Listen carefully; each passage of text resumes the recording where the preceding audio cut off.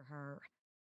Along with the short skirt, dark brown tights, and the soft, fitted beige thigh-high rocker chick boots, the outfit screamed money, good times, boldness, and sex. In other words, it had caddy stamped all over it. Stacy's stare lingered on the tops of Eleanor's breasts. The suede bodice had cupped them softly in a seduction that was somehow both tasteful and flagrant at once. It wasn't just a sensual invitation to Trey Riordan, either. Eleanor herself was being seduced by the feeling of the suede against her bare breasts. "That's quite an outfit," Stacy finally said, disbelievingly, as she held out a claim ticket for Eleanor's phone. "Not your typical work wardrobe, that's for sure.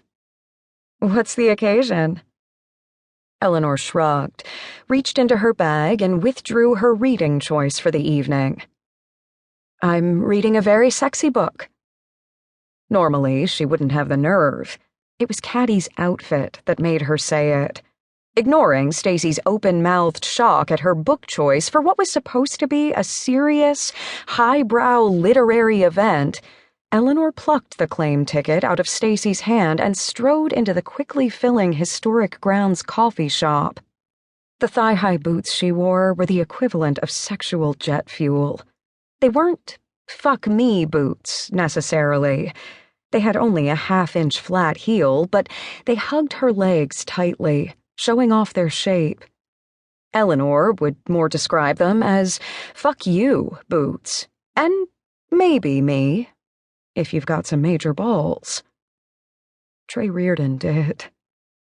Her fingers were crossed. It was surprising how easy it was to play the part while wearing Caddy's clothing. Eleanor suspected this was how all understudies felt when they first donned the star's wardrobe and felt the rush of an enraptured audience. Not that she was interested in the audience in general, Eleanor acknowledged as she scanned the crowd and several men's stares landed on her and stuck. It was flattering, of course. A month ago, she would have grown giddy at the idea of men going glassy-eyed when they looked at her. That was before she'd sampled a couple of the outfits she'd inherited from Caddy and noticed their effect on people. She should skip ordering coffee, knowing it wasn't a good idea to add caffeine to her nervous excitement. Her jitters only amplified when she couldn't locate her target audience.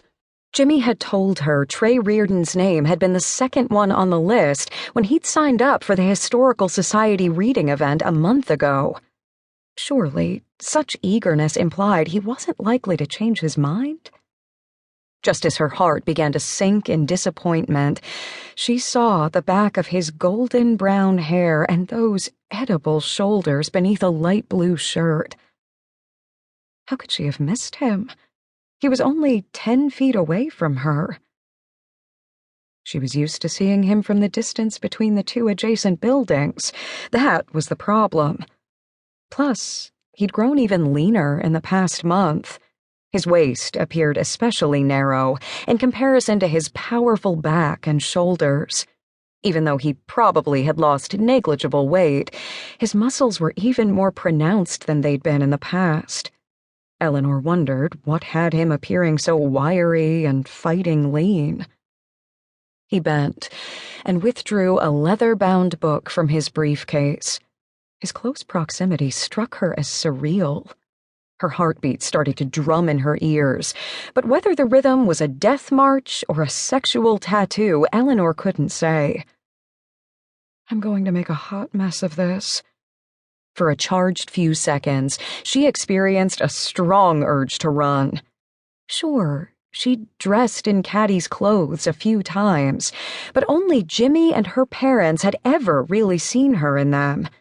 And with them, it was impossible to thoroughly disguise bookish, distracted Eleanor, whom they knew all too well. There was still time to run home, cuddle up on her couch with a bag of Cheetos, and watch the latest episode of The Librarians. But as a dazed state of fear descended upon her, she found her vision narrowing on Trey's riot.